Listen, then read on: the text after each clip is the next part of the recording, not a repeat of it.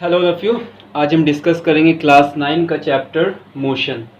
Motion physics का हमारा class 9 का फर्स्ट चैप्टर है, जिसमें पहले कुछ जनरल टर्म्स हैं, उन टर्म को हम समझ लें। सबसे पहले मोशन को समझते हैं कि मोशन हम किसे कहते हैं। An object is said to be in motion. देखिए यहाँ पे थोड़ी सी लाइट आ गई है, जिसकी वजह से आपको पढ़ने में परेशानी हो सकती है। मैं इसको पढ़ दे रहा हूँ ताकि आपको क्लियर हो जाए। An object is said to be in motion. किसी भी ऑब्जेक्ट को हम मोशन में कह सकते हैं। यहाँ पे टू के बाद बी इन लिखा है, be in motion. Okay, an object is said to be in motion if its position changes with respect to its surrounding. और यहाँ पे क्या लिखा हुआ है, रेस्पेक्ट लिखा हुआ है, जो आपको नहीं दिख रहा होगा। An object is said to be in motion. किसी भी ऑब्जेक्ट को हम मोशन में तब कहते हैं if its position changes with respect to its surrounding. अगर उसकी सराउंडिंग के रेस्पेक्ट में उसका पोजीशन चेंज कर रहा हो तो उसको हम क्या कहते हैं, मोशन में कहते हैं। इसी का एक अपोजिट वर्ड आता है जिसको हम कहते हैं रेस्ट या स्टेशनरी ऑब्जेक्ट। जब कोई ऑब्जेक्ट के रेस्पेक्ट में कोई चीज़ें चेंज, उसका सराउंडिंग चेंज नहीं कर रहा हो, जैसे कि एक ट्री जो खड़ा हुआ है, अगर वो ट्री खड़ा हुआ है तो उसके आसपास की सराउंडिंग्स आप देखिएगा वो हमेशा उसके साथ ही रहेगी। मगर एक मूविंग कार है, एक गाड़ी जो चल रही है, उसकी सराउंडिंग्स बदलती रहेगी। तो उस सराउंडिंग्स उसकी चेंज कर रही है, इस बेसिस पे हम क्या कह सकते हैं कि वो ऑब्जेक्ट जिसकी सराउंडिंग्स चेंज कर रही है वो ऑब्जेक्ट किस में है, मोशन में है। ठीक है, तो मोशन जो है ये एक रिलेटिव टर्म है, इसको हम रिलेट करते हैं किसी दूसरी क्वांटिटी के साथ कि मोशन तो किसके रिस्पेक्ट में मोशन। ऐसे अगरचे हम जनरली कहें वो पेड़ रुका हुआ है, ठीक है, तो किसके रिस्पेक्ट में रुका हुआ है, उसकी सराउंडिंग्स के रिस्पेक्ट में। मगर एक आदमी अगरचे उसी पेड़ को जाकर के मून से देखे तो क्योंकि अर्थ मूव कर रही है तो वो पेड़ भी मूव करता हुआ नजर आएगा, जिसकी वजह से हम ये कह सकते हैं कि वो भी मोशन में है। यानी कि मोशन जो है ये एक किसी चीज़ का रिलेटिव टर्म है, यानी किसी से रिलेट करके हम उसको बोलते हैं कि किसके रेस्पेक्ट में। मगर जब हम रेस्ट में किसी ऑब्जेक्ट को कह रहे हैं इसका मतलब कि वो उसके सराउंडिंग्स के रेस्पेक्ट में रेस्ट में है। ओके, तो इस बात को आप ध्यान रखिएगा। Next, frame of reference. Frame of reference क्या है? The surrounding with respect to which the motion of an object is observed. Frame of reference वो फ्रेम होता है कि जहाँ से हम किसी ऑब्जेक्ट के मोशन को एनालाइज करते हैं। एज फॉर एग्जाम्पल कि अगरचे आप एक ट्रेन पे बैठे हुए हैं, उस ट्रेन में आपके साथ एक पैसेंजर बैठा हुआ है। अब अगरचे आप उस पैसेंजर को देख रहे हैं, ट्रेन मूव कर रही है, मगर आप देखिएगा कि वो पैसेंजर आपके रेस्पेक्ट में रेस्ट में है। ठीक है, तो वो पैसेंजर रेस्ट में, आप कहिएगा कि वो पैसेंजर रुका हुआ है, वो रेस्ट में है। मगर एक आदमी जो प्लेटफॉर्म पे खड़ा होगा वो देखेगा कि वो आदमी मूव कर रहा है। तो दोनों में से गलत कौन कह रहा है, आप कह रहे हैं या वो आदमी जो प्लेटफॉर्म पे है? दोनों ही अपनी अपनी जगह सही है। ये बदलाव क्यों आ रहा है? क्योंकि दोनों के बीच में फ्रेम ऑफ रेफरेंस बदल गया है। यानी कि जब आप ट्रेन के अंदर बैठे हुए हैं तो वो ट्रेन आपके लिए फ्रेम ऑफ रेफरेंस है, और उसके रेस्पेक्ट में क्योंकि वो फ्रेम ऑफ रेफरेंस खुद मूव कर रहा है, इसलिए आपके रेस्पेक्ट में वो उस आदमी की दूरी हमेशा कांस्टेंट बनी हुई है, तो आप कह रहे हो उसको रेस्ट में। मगर वो आदमी जो प्लेटफॉर्म पे खड़ा है वो देख रहा है, उसका फ्रेम ऑफ रेफरेंस बदल करके प्लेटफॉर्म बन गया। अब वो प्लेटफॉर्म से इस चीज़ को ऑब्जर्व कर रहा है कि वो जो पैसेंजर है वो पैसेंजर मूव कर रहा है। इसलिए यहाँ दोनों अपनी अपनी जगह सही है। ये डिफरेंस किस वजह से आता है? फ्रेम ऑफ रेफरेंस की वजह से आता है। यानी कि फ्रेम ऑफ रेफरेंस वो सराउंडिंग होती है कि जिसके रेस्पेक्ट में, the surrounding with respect to which, जिसके रेस्पेक्ट में which the motion of an object is observe, जिसके रेस्पेक्ट में हम किसी ऑब्जेक्ट के मोशन को ऑब्जर्व करते हैं। Okay, now let us move to scalar physical quantity and vector physical quantity. देखिए फिजिक्स में बहुत सी फिजिकल क्वांटिटीज हम पढ़ेंगे, time, mass, distance, height, volume, area, weight, force, displacement, acceleration, इस तरह से बहुत सी फिजिकल क्वांटिटीज हम पढ़ने जाएंगे। तो उस फिजिकल क्वांटिटीज को दो पार्ट में बांटा गया है। एक होता है स्केलर फिजिकल क्वांटिटी और एक होता है vector physical quantity. Scalar physical quantities are those which have only magnitude and no direction. They have only magnitude and no specified direction. तो वो फिजिकल क्वांटिटी जिसके पास सिर्फ और सिर्फ मैग्नीट्यूड हो और कोई डायरेक्शन ना हो उसको हम क्या कहते हैं? Scalar physical quantity. मगर वो फिजिकल क्वांटिटी जिसके पास दोनों हो, मैग्नीट्यूड भी हो और डायरेक्शन भी हो, उसको हम क्या कहते हैं? Vector physical quantity. अब समझे कि ये मैग्नीट्यूड क्या चीज़ है। मैग्नीट्यूड का मतलब होता है माप, किसी चीज़ को हम नाप रहे हैं। जैसे कि आपसे पूछा जाए कि आप कितना आपसे बोला जाए कि कुछ चावल लेकर के आओ, आप पूछिएगा कितना चावल लेकर के आना है, तो आपसे हम कह देंगे कि 5 चावल लेके आओ। तो आप पूछिएगा ना कि 5 क्या चीज़, 5 ग्राम चावल, 5 किलोग्राम चावल, यानी कि कोई भी ऐसी वैल्यू, कोई भी न्यूमेरिकल वैल्यू अपने डिजिट्स, अपने यूनिट्स के साथ, कोई न्यूमेरिकल वैल्यू अपने यूनिट के साथ। ये 5 क्या हो गया, एक न्यूमेरिकल वैल्यू हो गया, और केजी क्या हो गया, एक यूनिट हो गया। तो यूनिट प्लस न्यूमेरिकल वैल्यू, उसी को हम क्या कहते हैं, मैग्नीट्यूड कहते हैं। ठीक है, तो मैग्नीट्यूड का मतलब बेसिकली क्या होता है कि यूनिट और प्लस न्यूमेरिकल वैल्यू, उसको हम क्या कहते हैं, मैग्नीट्यूड कहते हैं।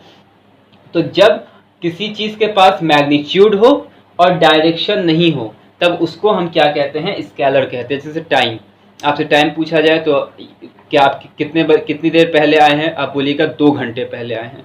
तो 2 एक न्यूमेरिकल वैल्यू आपने यूज किया, और घंटा आवर्स यूज किया, तो यूनिट हो गया आवर्स, और 2 क्या हो गया, न्यूमेरिकल वैल्यू। तो यहाँ पे टाइम जो है वो क्या बन गया, एक स्केलर फिजिकल क्वांटिटी, इसमें कोई डायरेक्शन नहीं होता है हमारे पास।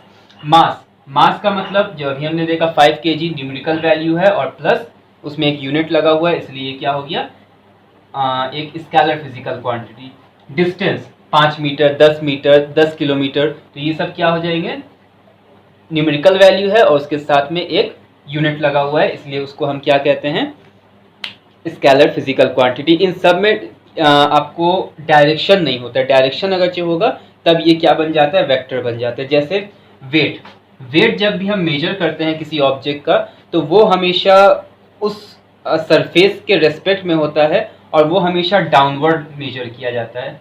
वेट जो है वो हमेशा डाउनवर्ड ही मेजर होता है। वेट हम आगे पढ़ेंगे कि ये एक तरह का फोर्स है जो हमेशा डाउनवर्ड मेजर किया जाता है, उसका डायरेक्शन फिक्स होता है, इसलिए इसके पास डायरेक्शन है, इसलिए। और साथ में जैसे कि आपसे कहा जाएगा कि 15, इसका यूनिट, वेट का यूनिट न्यूटन होता है, तो 15 न्यूटन वेट है, तो किस डायरेक्शन में, नीचे के डायरेक्शन में, इसलिए जो है इसको हम वेक्टर फिजिकल क्वांटिटीज में काउंट करते हैं। नेक्स्ट फोर्स, फोर्स भी अगर किसी ऑब्जेक्ट पे हम लगा रहे हैं, मान लीजिए कि 2 न्यूटन का फोर्स लगा रहे हैं, तो आप पूछिएगा कि इस अलमीरा पे फोर्स लगाओ, तो उस अलमीरा पे फोर्स कैसे लगाना है, उसको अपनी तरफ टानना है या अपने से दूर भेजना है, तो उसमें डायरेक्शन इन्वॉल्व होता है। तो वो चीज़ जिसमें डायरेक्शन इन्वॉल्व हो उसको हम क्या कहते हैं, वेक्टर फिजिकल क्वांटिटीज कहते हैं। इसलिए फोर्स क्या हो गया, एक वेक्टर फिजिकल क्वांटिटी। इसी तरह से डिस्प्लेसमेंट जो है ये भी क्या है, एक वेक्टर फिजिकल क्वांटिटी। तो अभी हम डिस्टेंस को और डिस्प्लेसमेंट को आगे डिस्कस भी करने वाले हैं। ओके, तो इसको आप नोट कर लीजिए, हम आगे बढ़ते हैं। अब आइए, अब हम डिस्कस करते हैं कि डिस्टेंस किसे कहते हैं और डिस्प्लेसमेंट किसे कहते हैं। The actual path covered by the object is called distance. Distance किसे कहते हैं, द एक्चुअल पाथ, यानी कि जिस रास्ते से एक्चुअली कोई ऑब्जेक्ट चल के गया है, उसी के मेजरमेंट को हम क्या कहते हैं, डिस्टेंस कहते हैं। इट इज अ स्केलर, ये एक स्केलर फिजिकल क्वांटिटी है।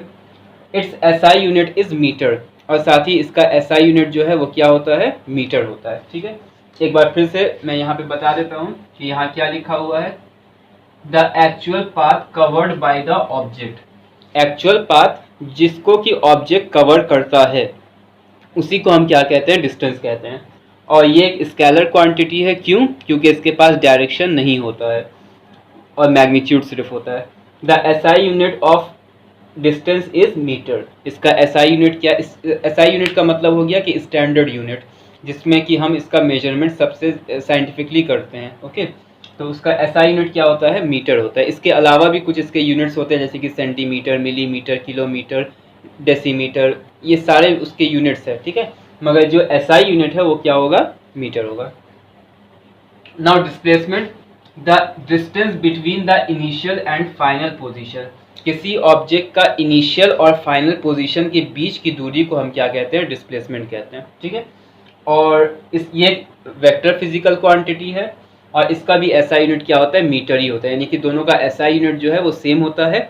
ये एक वेक्टर क्वांटिटी है, ये एक स्केलर क्वांटिटी है। अब दोनों में डिफरेंस समझते हैं। जैसे मान लीजिए कि एक बॉय है जो कि ए पोजीशन से चलता है और वो बी तक जाता है। ठीक है, और बी से फिर वो सी पे जाता है। मान लीजिए कि ये उसका घर है, होम है, और घर से वो कहाँ जा रहा है, स्कूल जा रहा है। मगर स्कूल जाने के पहले वो एक और जगह जाता है, किसी बुक स्टॉल पे या किसी दुकान पे जाता है, वहाँ से कुछ सामान वो खरीदता है, किसी शॉप से वो सामान खरीदता है।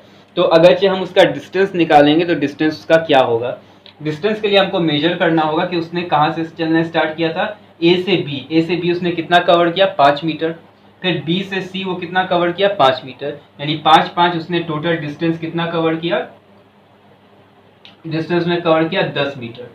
ओके, अब उसका अगर हमें डिस्प्लेसमेंट निकालना हो, डिस्प्लेसमेंट का मतलब ये होता है कि वो एक्चुअली कितना मूव किया, यानी अपने इनिशियल से लेकर के फाइनल पोजीशन तक जहाँ पे जाके वो रुका, तो वहां तक मूव करने के लिए उसने कितना डिस्टेंस कवर किया। इनिशियल और इनिशियल का मतलब जहाँ से स्टार्ट हो रहा है और फाइनल का मतलब जहाँ पे खत्म हो रहा है। तो डिस्प्लेसमेंट का मतलब होता है कि इनिशियल और फाइनल पोजीशन के बीच की दूरी, तो वो कितनी है 7 मीटर से, इसलिए उसका डिस्प्लेसमेंट क्या होगा 7 मीटर्स होगा। बात क्लियर है कि जब वो स्टूडेंट ए से बी गया, बी से सी गया, तो डिस्टेंस के लिए हमने उसके एक्चुअल पाथ को जोड़े कि जहाँ जहाँ वो गया उस पाथ की लेंथ को जोड़ते गए, तो हमें क्या मिला, डिस्टेंस मिला। और डिस्प्लेसमेंट उसी में हमें जब डिस्प्लेसमेंट निकालना होगा तब हमें सिर्फ उसका इनिशियल और फाइनल पोजीशन चाहिए, इसके बीच में वो कहीं भी गया उससे हमको कोई मतलब नहीं है। इनिशियल और फाइनल के बीच की जो दूरी होगी उसी को हम क्या कहेंगे, डिस्प्लेसमेंट कहेंगे। क्लियर है। कभी कभी ये दोनों एक भी हो जाता है, यानी डिस्टेंस और डिस्प्लेसमेंट दोनों सेम भी हो सकता है। मान लीजिए कि वो लड़का जो है वो शॉप में नहीं गया, वो ए से सीधा सी चल के गया, ठीक है, तो डिस्टेंस निकालेंगे तो भी 7 मीटर आएगा और डिस्प्लेसमेंट निकालेंगे तो भी कितना आएगा, 7 मीटर आएगा। अब पूछा जाए दूसरी बात इसमें अगर ये हमसे पूछा जाए कि वो ए से सी जाए और सी से फिर वापस ए आ जाए, ठीक है, वो सी से, तो दूसरा कंडीशन जो हमने पढ़ा ए से सी गया तो उसमें 7 मीटर डिस्टेंस भी आया और 7 मीटर डिस्प्लेसमेंट भी आया। क्लियर है। अब अगर ये पूछा जाए कि वो ए से सी जाए और सी से फिर वापस ए आ जाए, तो उस कंडीशन में उसका डिस्टेंस कितना होगा, तो 7 और 7 कितना हो जाएगा, 14 हो जाएगा। तो इसलिए इस कंडीशन में इसका डिस्टेंस कितना हो गया, 14 हो गया। मगर यहाँ पे अगर डिस्प्लेसमेंट देखा जाए तो वो ए से स्टार्ट किया और फिर ए पर ही आ गया, यानी कि जहाँ से शुरू किया वहीं पहुँच गया, तो इसलिए उसका इनिशियल और फाइनल पोजीशन सेम हो गया, जिसकी वजह से उसका डिस्प्लेसमेंट क्या हो जाएगा, 0 हो जाएगा। इसलिए यहाँ पे उसका डिस्प्लेसमेंट क्या होगा, 0 होगा। यानी कि डिस्टेंस और डिस्प्लेसमेंट कभी इक्वल भी हो सकता है, कभी डिस्प्लेसमेंट डिस्टेंस से कम भी हो सकता है, मगर कभी भी डिस्प्लेसमेंट जो है वो डिस्टेंस से ज़्यादा नहीं होगा। ठीक है। डिस्प्लेसमेंट के साथ एक चीज़ और है कि डिस्प्लेसमेंट 0 हो सकता है मगर डिस्टेंस 0 नहीं हो सकता। अगर जो ऑब्जेक्ट ने मूव किया है तो कुछ ना कुछ डिस्टेंस होगा ही होगा, मगर डिस्प्लेसमेंट 0 हो भी सकता है कि जहाँ से वो चलना शुरू करे फिर वापस वहीं आ जाए, तो उसका डिस्प्लेसमेंट क्या हो जाएगा, वहाँ पे 0 हो जाएगा। क्लियर है।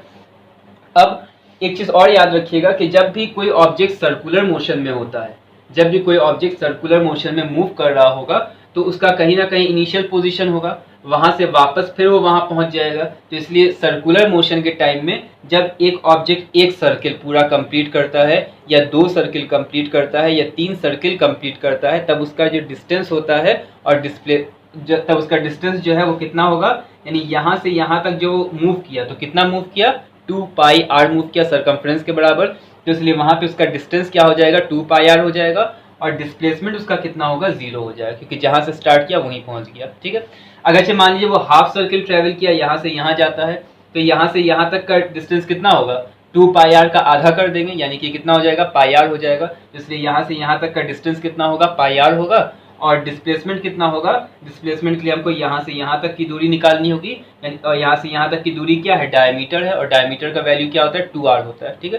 तो ये चीज़ों को हम डिस्कस करेंगे आगे। लिख ही देते हैं कि एक कंप्लीट सर्कुलर मोशन में जो डिस्टेंस होगा वो कितना होगा, 2 पाई आर होगा और डिस्प्लेसमेंट 0 होगा। ठीक है। और जब ऑब्जेक्ट जो है वो हाफ मोशन करता है, यानी कि हाफ सर्किल को कवर करता है, तब उसका डिस्टेंस कितना होगा, पाई आर होगा, 2 पाई आर का आधा। और डिस्प्लेसमेंट कितना होगा, यहाँ से यहाँ तक की दूरी वो कितनी होती है, डायमीटर के बराबर, और डायमीटर बराबर क्या होता है, 2r होता है। सॉरी हाँ, डायमीटर बराबर 2r होता है, इसलिए क्या हो जाएगा, 2r डिस्प्लेसमेंट। तो ये हो गया हमारा डिस्टेंस और ये हो गया डिस्प्लेसमेंट। क्लियर है। तो इन चीज़ों को याद रखिएगा। अब हम आगे बढ़ते हैं, स्पीड की तरफ आते हैं। स्पीड में जाने से पहले एक और टॉपिक आता है यूनिफॉर्म मोशन और non uniform motion. Uniform motion का मतलब हुआ if object covers equal distance in equal time. अगर चाहिए इक्वल टाइम इंटरवल में, इक्वल टाइम इंटरवल लिख लीजिए कि if object covers equal distance in equal time interval. अगर चाहिए इक्वल टाइम इंटरवल में ऑब्जेक्ट इक्वल डिस्टेंस कवर करता है तो उसे हम क्या कहते हैं, यूनिफॉर्म मोशन कहते हैं। यानी कि जब भी टाइम पीरियड इक्वल हो और उस इक्वल टाइम पीरियड में मान लीजिए कि 5 सेकंड का हमने टाइम पीरियड लिया कि 5 सेकंड में एक ऑब्जेक्ट 1 मीटर मूव किया, फिर अगले 5 सेकंड में ऑब्जेक्ट 1 मीटर मूव किया, फिर अगले 5 सेकंड में ऑब्जेक्ट 1 मीटर मूव किया, तो हर इक्वल टाइम इंटरवल में ऑब्जेक्ट इक्वल डिस्टेंस कवर कर रहा है, तो उसको हम लोग क्या कहते हैं, यूनिफॉर्म मोशन कहते हैं, कि जिसमें स्पीड ना बढ़ेगी ना घटेगी। और नॉन यूनिफॉर्म मोशन इसी का अपोजिट कि इक्वल टाइम इंटरवल में ऑब्जेक्ट का जो का डिस्टेंस कवर है वो अलग अलग हो। जैसे कि पहले 5 सेकंड में ऑब्जेक्ट 1 मीटर कवर किया, अगले 5 सेकंड में ऑब्जेक्ट 2 मीटर कवर कर लिया, अगले 5 सेकंड में ऑब्जेक्ट ने फिर 1.5 मीटर कवर किया, यानी कि हर टाइम इंटरवल में उसका डिस्टेंस जो है वो बदल जाता है अगरचे, तो उसको हम क्या कहते हैं, नॉन यूनिफॉर्म मोशन कहते हैं।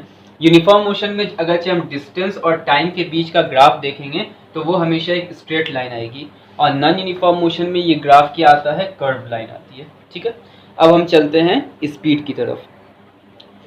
अब हम आते हैं स्पीड और वेलोसिटी की तरफ। ये स्पीड किसे कहते हैं और वेलोसिटी किसे कहते हैं, दोनों टर्म आप बहुत ज़्यादा यूज़ करते होंगे। कोई आदमी तेज़ी से दौड़ रहा है, आप बोलते हैं कि इसकी स्पीड बहुत ज़्यादा है, ये गाड़ी बहुत तेज़ स्पीड से चल के जा रही है, या वेलोसिटी को भी हम उसी तरह से यूज़ करते हैं। दोनों में बहुत माइन्यूट सा डिफरेंस है, आगे जा कर के हम दोनों को एक ही तरह से पढ़ेंगे। जैसे डिस्टेंस और डिस्प्लेसमेंट में बहुत माइन्यूट डिफरेंस है, वैसी स्पीड और वेलोसिटी में बहुत ही माइन्यूट डिफरेंस है। Now here we have to discuss about the speed. Speed is what? The distance per unit time is called speed. Distance per unit time को ही हम क्या कहते हैं, स्पीड कहते हैं। ठीक है, तो स्पीड के लिए हम क्या लिख सकते हैं कि speed equal to distance upon time, distance upon time. Speed को देखिए हम v से भी डिनोट करते हैं, स्पीड को s से भी डिनोट करते हैं। तो हम स्पीड को यहाँ पे s लिखते हैं, तो s equal to D by T. ठीक है, d यहाँ पे क्या है, डिस्टेंस है। ये चीज हमको याद रखना होगा कि ये d है क्या चीज, डिस्टेंस है, कंफ्यूज मत कर जाइएगा। ये d क्या है, डिस्टेंस है। अब क्योंकि ये डिस्टेंस अपॉन टाइम है, यहाँ भी स्केलर है, यहाँ भी स्केलर है, इसलिए स्पीड क्या होती है, एक स्केलर फिजिकल क्वांटिटी होती है। तो हमने क्या लिखा, it is a scalar quantity. Its SI unit is metre per second. इसका एसआई यूनिट क्या होता है, मीटर पर सेकेंड होता है। देखिए ऊपर मीटर है, डिस्टेंस का मीटर, और टाइम का क्या है, सेकेंड। टाइम का एसआई यूनिट जो है वो सेकेंड होता है। दूसरे यूनिट्स भी होते हैं, आवर है, मिनट है, ईयर है, डे है, वीक है, ये सब के सब क्या टाइम के ही यूनिट्स है। एक लाइट ईयर भी यूनिट होता है टाइम का। तो ये सारे यूनिट्स, ये मीटर बाय सेकंड को हम क्या कहते हैं, मीटर बाय सेकंड को हम क्या पढ़ेंगे, मीटर पर सेकंड पढ़ेंगे। और मीटर पर सेकंड ही क्या कहलाता है, यूनिट होता है किसका, स्पीड का। ठीक है, मीटर पर सेकंड को हम दो तरह से लिख सकते हैं, इस तरह से मीटर पर सेकंड भी लिखते हैं, या इसको हम इस तरह से भी लिखते हैं, मीटर पर सेकंड भी लिखते हैं। ओके, ये दोनों तरीका है मीटर पर सेकंड लिखने का। Next, velocity. Velocity is what, the displacement per unit time is called velocity. Velocity का मतलब हो गया, velocity equal to displacement, displacement by time. तो ये क्योंकि डिस्प्लेसमेंट बाय टाइम है, इसलिए ये क्या होता है, एक वेक्टर फिजिकल क्वांटिटी होता है। It is a vector physical quantity. Okay, और इसका भी ऐसा यूनिट वही होता है, मीटर पर सेकंड, क्योंकि डिस्प्लेसमेंट का भी यूनिट क्या होता था, मीटर ही होता है। तो मीटर बाय सेकंड क्या होगा, मीटर पर सेकंड होगा। तो यही दोनों में डिफरेंस है कि स्पीड जो है वो स्केलर है और वेलोसिटी जो है वो क्या है, वेक्टर है। क्यों, क्योंकि स्पीड के पास डायरेक्शन नहीं होता है और इसके पास डायरेक्शन होता है। दोनों के पास मैग्नीट्यूड है, मगर इसके पास डायरेक्शन नहीं है, इसके पास डायरेक्शन है। इसी वजह से ये वेक्टर है और वो क्या है, स्केलर है। ठीक है, तो वेलोसिटी को हम कैसे लिखेंगे, v से डिनोट कर सकते हैं, v इक्वल टू, अब फिर डिस्टेंस की जगह यहाँ डिस्प्लेसमेंट होगा, तो डिस्प्लेसमेंट बाय टाइम। तो ये हो गया आपको फॉर्मूला किसका, वेलोसिटी का। ओके, नेक्स्ट एक लास्ट टॉपिक है एवरेज वेलोसिटी, उसको भी हम डिस्कस कर लेते हैं। सो आज का जो लास्ट हमारा टॉपिक है वो क्या है, एवरेज वेलोसिटी। एवरेज वेलोसिटी कहते हैं the sum of initial and final velocity by 2, यानी कि इनिशियल वेलोसिटी और फाइनल वेलोसिटी का सम।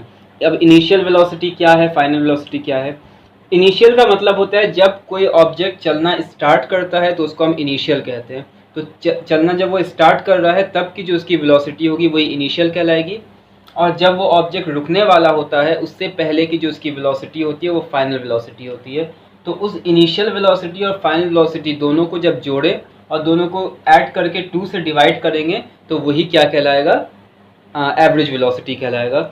जनरली हम इनिशियल वेलोसिटी को u से डिनोट करते हैं और फाइनल वेलोसिटी को v से डिनोट करते हैं। कहीं कहीं पे इसको v1 से डिनोट किया जाता है और इसको v2 से भी डिनोट किया जाता है। ठीक है, तो ये सब हमारा नोशंस है, ऐसा कोई फिक्स नहीं है कि इसी को ही यूज़ कर सकते हैं।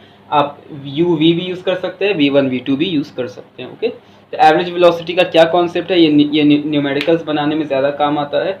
और अब हम कुछ क्वेश्चंस भी आपके सामने रखेंगे इसी से रिलेटेड। उन क्वेश्चंस को आप ट्राई कीजिएगा बनाने का। अगर वो क्वेश्चंस बनते हैं तो आप सही जा रहे हैं, क्वेश्चंस में कुछ प्रॉब्लम होगी तो उसको आप हमसे पूछ लीजिएगा। ओके, तो आज पार्ट 1 हम यहीं पे रखते हैं। इसके बाद हमको इक्वेशंस ऑफ मोशन भी डिस्कस करना है। अगले में एक्सेलरेशन और इक्वेशन ऑफ मोशन हम डिस्कस करेंगे। Till then take care all of you, thank you, stay at home, be safe, thank you.